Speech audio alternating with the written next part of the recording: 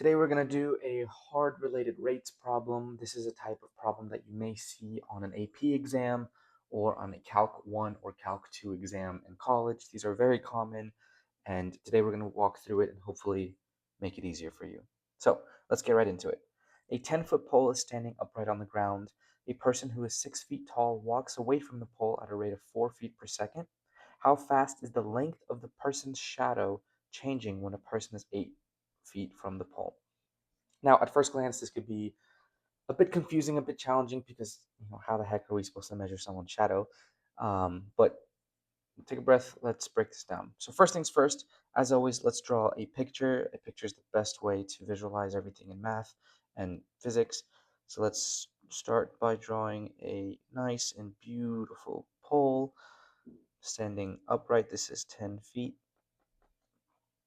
And I'm going to draw the ground.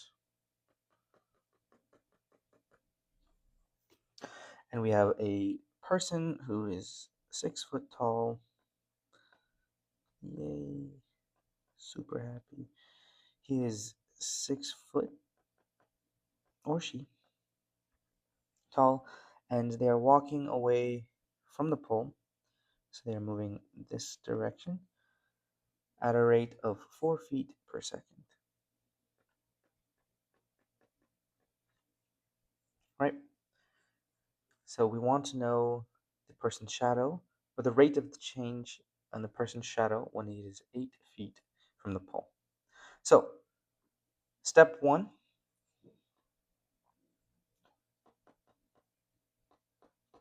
as in the last video, let's define our variables.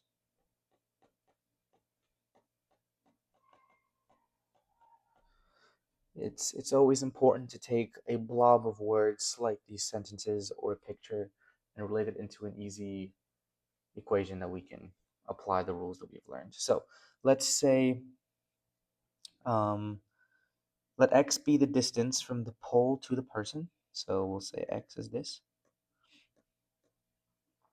We'll let y be the length of the person's shadow. So actually I'm gonna make x be red. So we'll say x is this, and we're going to draw a nice little shadow.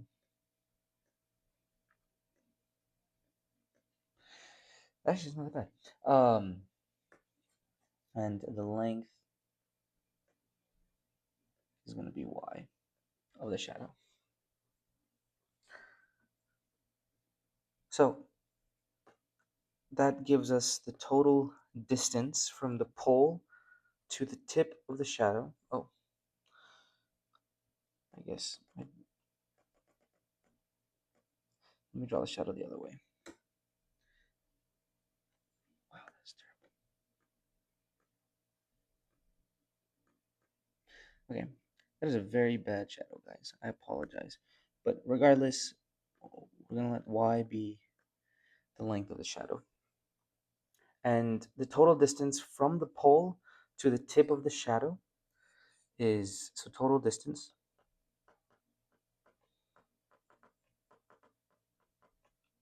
right, and that is just x plus y.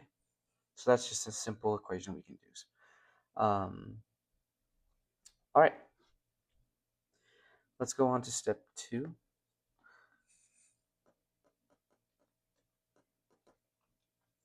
We are told that the person walks away from the pole at 4 feet per second. So again, a rate of 4 feet per second, that is a velocity, which is just the derivative of position. So let me just write that aside again so that you know. Velocity, rate of change, is the derivative of position. All right, so what we get from that, so we have dx dt is equal to 4, right? This right here is dx dt. So, and we want to find dy dt, right? The change of the shadow. So we want to find dy dt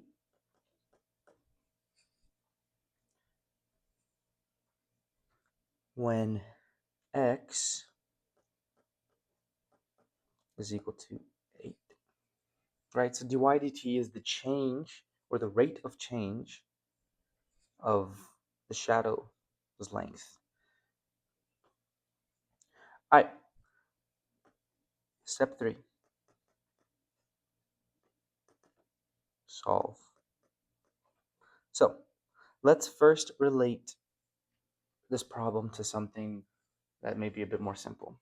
So immediately we can see, all right, there's two heights and two widths. So one thing we can quickly do is we can kind of draw two triangles. I'm gonna move that. Okay, maybe I won't.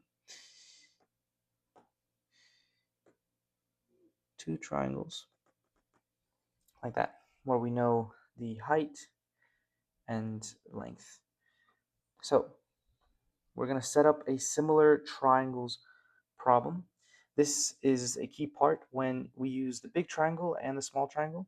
The big triangle has a height of 10 and a base of x plus y. So we can also draw this triangle right here. Right, so there's 3 triangles, and all of them are related because they're all using the same parts. So let's just write them out real quick because I know that last part was a bit confusing.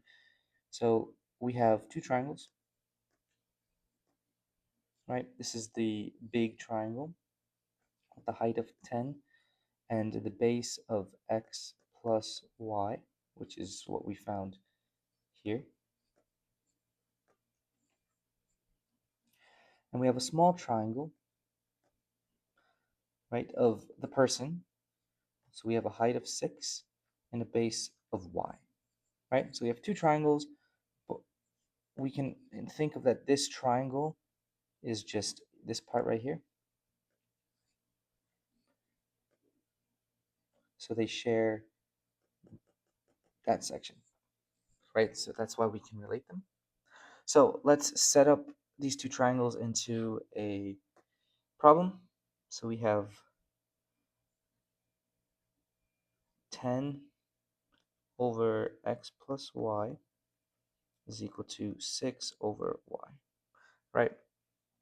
Because they're equal, because we have this height is relatively equal and this length is relatively equal. So this is just x over y is equal to x over y, right? x1, y1, x2, x2, right?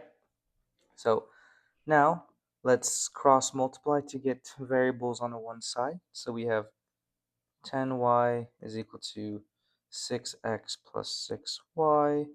We get 4y is equal to 6x.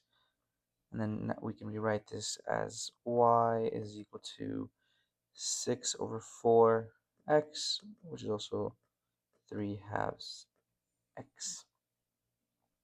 So now we have another equation. We have y is equal to 3 halves x. So now we can take this equation, differentiate, because again we are looking for that dy dt.